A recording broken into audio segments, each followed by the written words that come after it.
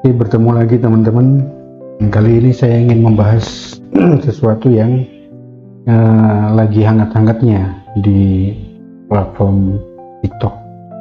Ya, ini terkait dengan salah seorang host yang cukup terkenal dengan joget uniknya, joget sadbor yang sedang mengalami permasalahan dengan pihak yang berwajib. Coba kita lihat dulu videonya. Polres Sukabumi menangkap TikToker Gunawan Sadbor karena diduga terlibat dalam kasus. Selain Gunawan, polisi juga mengamankan satu orang lainnya dan kini tengah dalam pemeriksaan intensif pihak kepolisian. Pemilik akun TikTok @sadbor86 diamankan polisi lantaran diduga ikut mempromosikan situs dan live streaming di media sosial TikTok. Sosok Gunawan belakangan viral karena bisa meraup jutaan rupiah dalam sehari dengan berjoget sadbor dari live streaming TikTok. Namun aksinya belakangan banyak disorot karena diduga ikut mempromosikan. Oke, dari cuplikan ini saya pikir teman-teman sudah paham lah kasus yang sedang dialami oleh TikToker yang satu ini. Jadi diduga salah satu karyawan, kalau dia menyebut itu secara tidak langsung mempromosikan akun tertentu, bahwa akun itu akan begini, akan begitu, yang dalam arti ya terus terang saya tidak berani menyebut karena takutnya nanti menjadi masalah juga gitu. Seolah-olah mempromosikan lah tentang hal yang terlarang itu. Dan ini klarifikasi dari Assalamualaikum warahmatullahi TikToker ini. wabarakatuh. Oke teman-teman, dimanapun engkau berada ya, banyak banget ngeteng Sadbor bahwa Sadbor bekerja sama dengan judai online. Oke, Sadbor mau klarifikasi ya teman-teman. Jadi itu tidak benar ya. Jadi Sadbor mau klarifikasi, itu tidak benar bahwa Sadbor dan tim-tim Sadbor dan karyawan-karyawan Sadbor dan tim-tim Sadbor tidak bekerja sama dengan judai ya. Jadi teman-teman, jadi Sadbor mau klarifikasi ini ya, itu tidak benar. Dan banyak sekali yang masuk ke lipe-lipenya Sadbor dan kawan-kawan Sadbor dengan tidak terkontrolnya. Mereka masuk karena akun-akun mereka itu banyak banget ya, akun judai-judai mereka itu banyak banget yang masuk ke lipe-lipe Sadbor dan karyawan-karyawan Sadbor dengan tidak terkontrolnya bahwa itu mereka adalah judai. Dan Sadbor pun dan sama karyawan-karyawan Sadbor pun sudah berusaha menghilangkan atau memblokir akun-akun mereka, tapi mereka tetap saja masuk. Dan ada lagi yang bilang, weh ini gacor, anti rungkat. Itu tidak mengucapkan sama sekali, itu tidak benar ya. Jadi Sadbor dan karyawan-karyawan Sadbor dan tim-tim Sadbor mau klarifikasi bahwa yang mengatakan bahwa Sadbor bekerja sama dengan judai itu tidak benar. Jadi Sadbor ucapkan sekian, terima kasih. Wassalamualaikum warahmatullahi wabarakatuh. Jadi begini teman-teman ya. Kalau mempromosikan secara langsung sih sebenarnya tidak. Tapi memang dari beberapa VT yang berseliweran itu ada salah satu dari timnya atau dia sebut karyawan itu yang menyampaikan untuk membuka link tertentu melalui Google. Saya tidak berani menayangkan di sini karena saya takutnya nanti bermasalah. Gitu. Jadi memang sebenarnya ada pernyataan itu dari timnya Sadbor ini. Nah, klarifikasi ini ternyata dilakukan 2 hari sebelum pihak aparat keamanan itu menangkap teman TikToker kita ini. Jadi kemungkinan semuanya akan dikonfrontir, kemudian diklarifikasi apakah benar, apakah tidak, dan ya mudah-mudahan cepat selesai lah masalahnya. Nah, pertanyaannya kenapa saya bahas ini? Karena terus terang masalah ini ada kemungkinan juga akan menimpa host-host besar yang lain. seperti yang kita ketahui bahwa Mas Iyun, Bunda Fauzana itu saat ini salah satu host terbesar di Indonesia dengan view satu kali live itu di atas 50.000, bahkan di atas 100.000.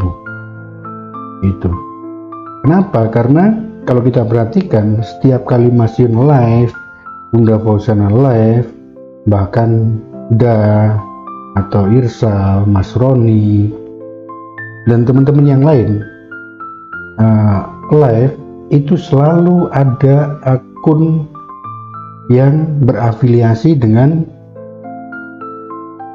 yang dilarang itu tadi. Nah, yang menjadi ketakutan adalah ketika mereka salah bicara, kemudian seolah-olah mempromosikan hal yang dilarang itu. Nah, itu yang akan berimplikasi pada tindakan hukum. Itu. Ini saya cuplikan contoh dari live yang takutnya nanti kedepannya akan bermasalah.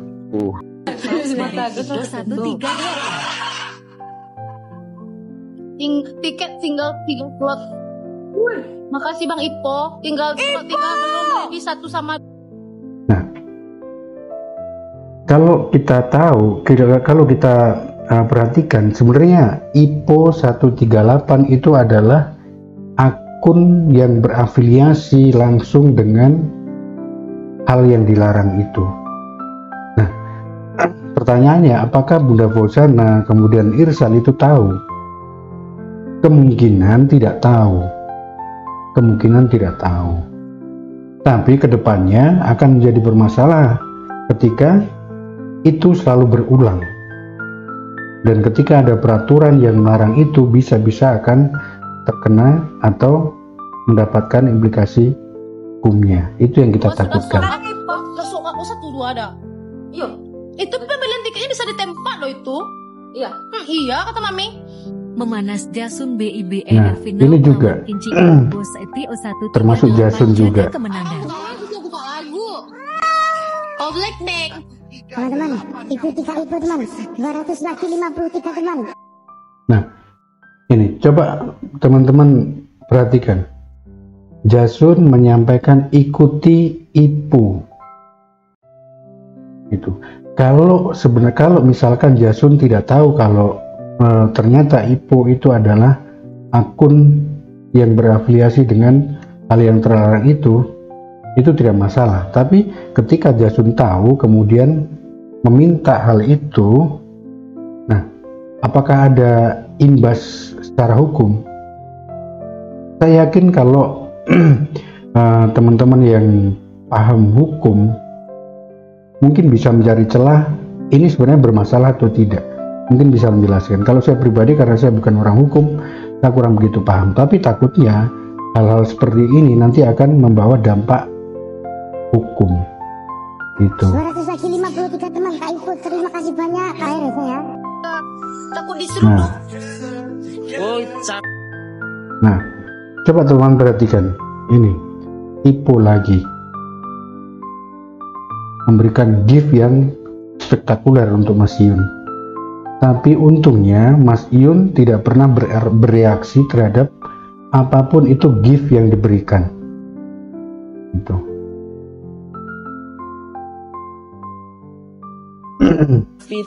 Sapi itu butuh kasih sayang aja ya. Satu Singabuk Bos Ipo 138 keluar di room Febri. Ini juga Febri juga termasuk TikToker yang besar. Nah, kenapa kok akun-akun yang berafiliasi ke hal yang dilarang itu selalu datang atau hadir di room-room besar? Karena dengan view yang besar, mereka akan mendapatkan perhatian yang lebih besar lagi, lebih besar juga dari viewer dari host tersebut. Coba kita bayangkan, dari 100.000 lebih viewer dari Mas Iyun, Bunda Fauzana, itu ketika mereka melihat gift yang diberikan oleh akun tersebut, dia akan penasaran ini sebenarnya siapa, dan dia akan membuka profilnya. Nah, di dalam profil itu ada link yang mengarahkan ke situs tertentu. Itu yang kemungkinan besar akan menjadi berdampak hukum.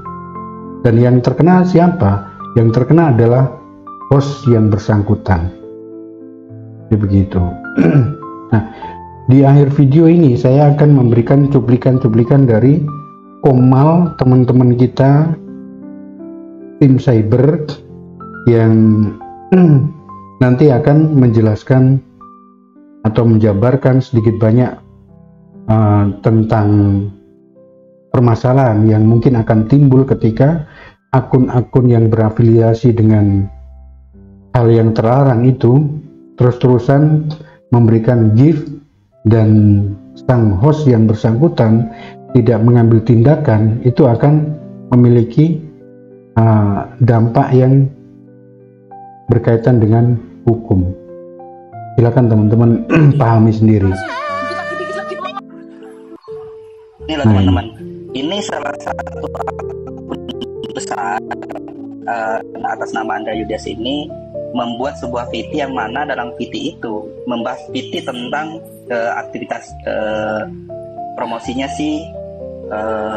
Ini VT ini tuh menyangkut tentang promosi itu ada kata-kata gacor, ada kata-kata pasti apa namanya, pasti terbayar sama yang lain-lain. Nah, nanti silakan teman-teman pahami sendirilah yang disampaikan Papa Abian melalui Komal yang dibuka oleh sahabat kita Sobat Payun Bugis. Karena terus terang dari teman-teman ini, dari beliau-beliau ini, kita mendapatkan banyak sekali pencerahan. Dan semoga teman-teman Sobat Ngarit juga bisa mencermati, bisa membagikan hal baik yang mereka bagikan itu ke teman-teman di sekitar kita. Oke, kita lanjutkan. Kita si anggota dari Satbor ini dengar apa yang disampaikan mereka. Itulah yang menyebabkan sehingga si Satbor itu kena, ditangkap, diamankan sama pihak kepolisian. Cuma dalam VT itu memunculkan ini teman-teman, ini dua orang ini di atas itu gitu loh, memunculkan itu. Dalam VT itu tuh ada gambaran ini gitu. Karena ke depan info yang saya dapat adalah bukan hanya mempromosikan teman-teman, tapi membiarkan aktivitas live-nya dia sebagai tempat untuk aktivitas promosi akun-akun yang terafiliasi dengan judol. Nah, itu. Contohnya gimana? Contohnya pembiaran. Si judol, salah satu akun judol itu melakukan aktivitas gift. Besok dia live lagi, si akun itu nge-gift lagi.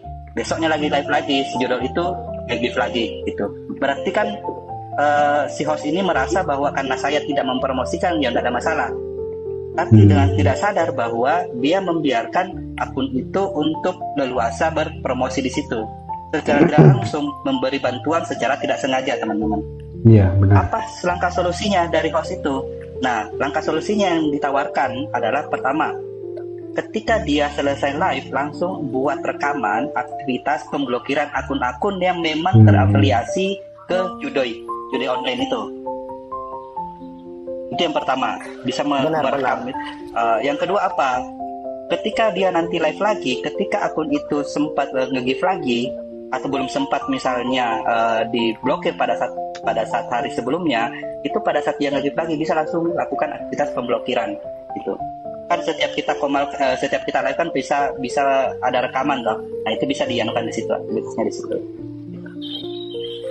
Langkah preventifnya atau langkah pencegahannya seperti itu. Tujuannya apa? Ketika nantinya yang ditakutkan kan ketika misalnya mereka ini dipanggil pihak kepolisian atau pihak terkait untuk diminta keterangan. Ketika masuk pada saat diminta keterangan, itu kan bisa ada yang nebeng, mungkin dari media mainstream kayak misalnya TV nasional atau yang lain-lain. Dan ketika sudah masuk ke situ kan dalam artian apa? Itu bisa jadi bahan gorengan loh teman-teman. Apalagi dua orang ini, Mas Yun sama Bunda Pausana dengan timnya itu, dengan adik-adiknya, itu kan masuk salah satu saat ini 2 bulan terakhir ini kan sebagai host besar, dimana viewsnya itu di atas rata-rata. Kalau Bunda kan terakhir itu kan sempat sampai 150-an ya, yang terakhir dia live. Ya. Kalau Mas Yung rata-ratanya 100k lebih dan selalu masuk di populer 1 gitu loh. Bukan gara-gara Sadbor teman-teman, gara-gara judoinya. Oke, sampai di sini saya rasa clear, jelas ya teman-teman.